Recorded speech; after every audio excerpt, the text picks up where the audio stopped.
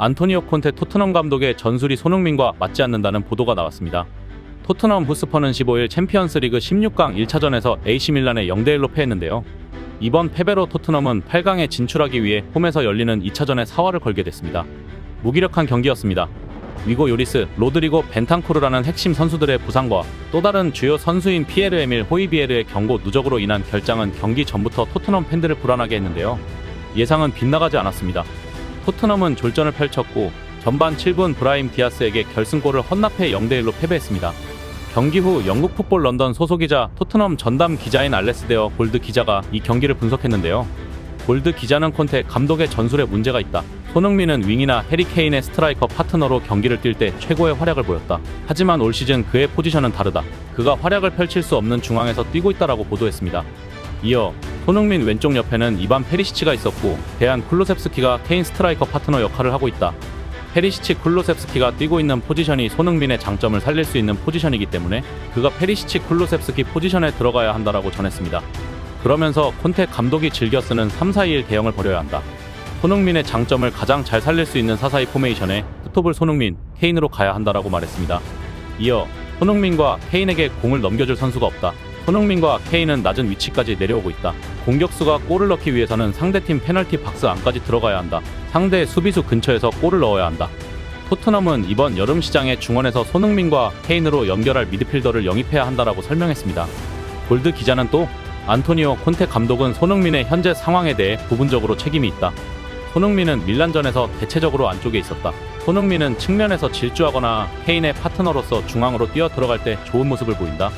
현재는 이반 페리시치가 측면 자리를 차지하고 있고 쿨루셉스키가 케인을 넘어 뛰어 들어가고 있어서 손흥민이 강점을 발휘하지 못하고 있다라고 지적했습니다.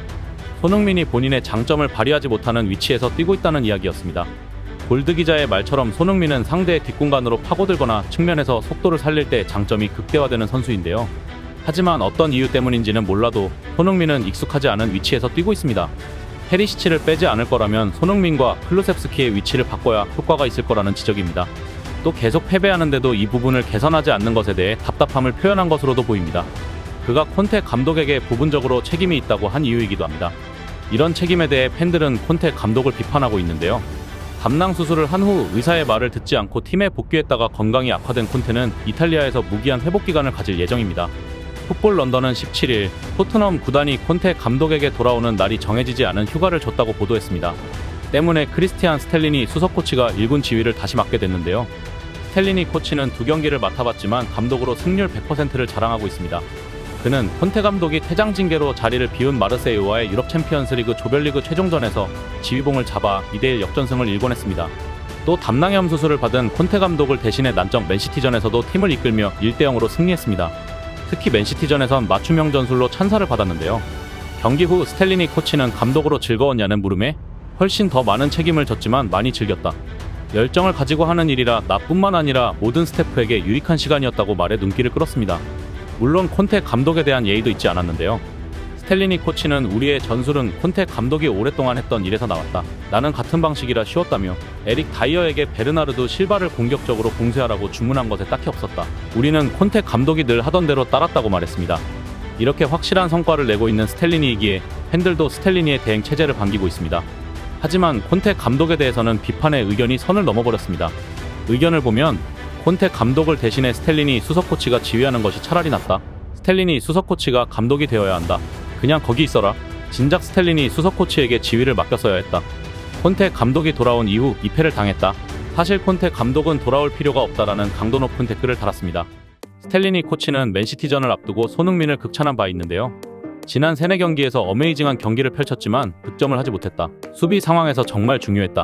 역습 상황 그리고 동료에게 공간을 만들 때도 정말 중요한 역할을 해줬다. 소니가 지금과 같은 경기를 계속해서 펼치길 바란다. 지금처럼 뛴다면 득점하는 순간이 올 것이라고 믿음을 드러냈습니다. 맨시티전 전반 1분 약 80m 전력 질주를 하며 경기장 분위기를 한껏 끌어올렸습니다. 교체될 때까지 서너 차례 폭풍 드리블을 선보이며 폼이 정상 궤도에 올라왔다는 사실을 입증했는데요. 이날 토트넘은 해리 케인의 선제 결승골로 1대0 승리했습니다.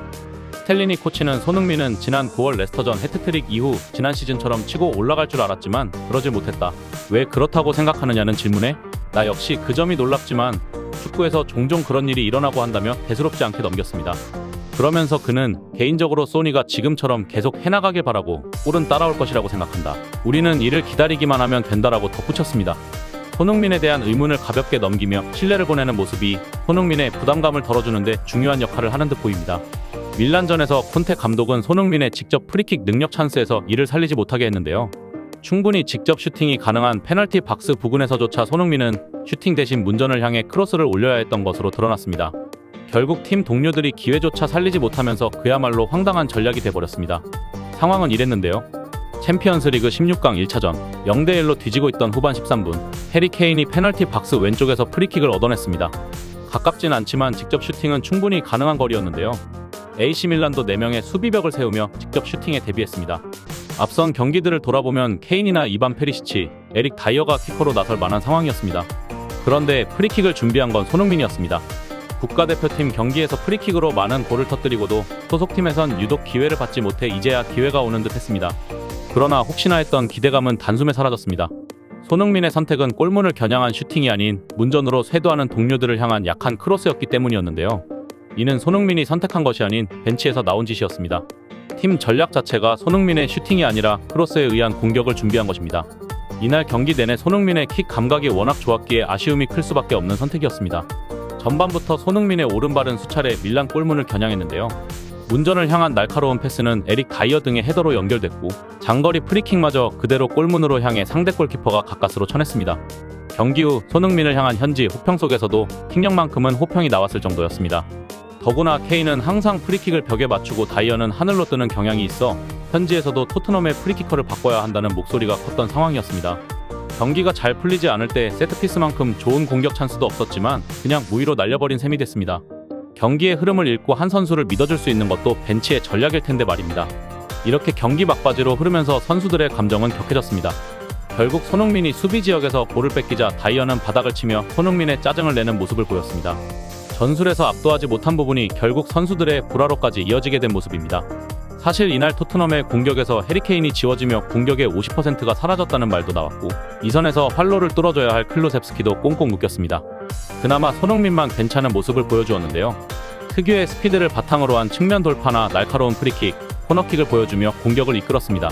비록 슈팅이 없었지만 통계 매체들은 손흥민에게 공격수 중 가장 높은 점수를 줬습니다. 전술적으로만 잘 풀리면 손흥민의 예전의 폼을 되찾을 수 있을 것으로 보입니다. 스텔리니 코치가 맞춤형 전략으로 또 승리해 정말 전략 문제였다는 것을 보여주면 좋겠습니다. 이상 C1TV였습니다.